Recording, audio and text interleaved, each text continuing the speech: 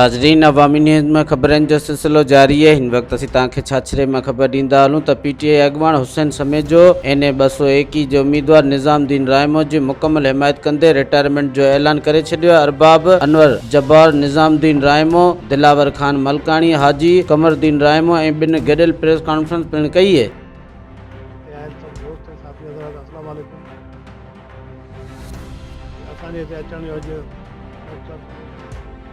बाई election थी रही, उनमें बाई इलेक्शन जेका थी रही है उनमें असांजे तरफ़ां असांजो हिकिड़ो गॾियल इतिहाद है PTI जो GDA जो हिते सीट अॻे मज़दूर शामून कुरैशी साहब लड़ी PTI तरफ़ां असांजे प्रेसिडेंट PTI वारा लड़नि पिया। उनमें असांजे काफ़ी उम्मीदवारनि जेके ॾिनो त अॻिते फ़ैसिलो थींदो। अचानक इलेक्शन अची बाई इलेक्शन उनमें हुसैन बि हो, भगवान दास हो, अरबाब इनायतुल्ला जो फार्म हुयो।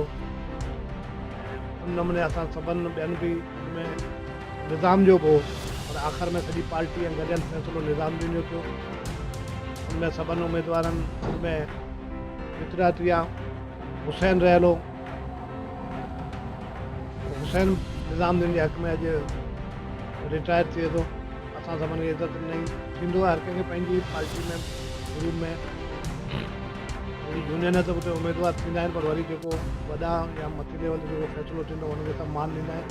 हिन पार्टी खे, अरबाब साहब खे, साईं खे, सभिनि खे मान ॾींदे निज़ाम जी हिमायत जो ऐलान करे थो ऐं उनजे हक़ में रिटायर थिए थो इंशाअल्लाह। मज़ीद खबरों और तफसीलात के लिए विजिट करें हमारी वेबसाइट www.awamiNewsHD.com।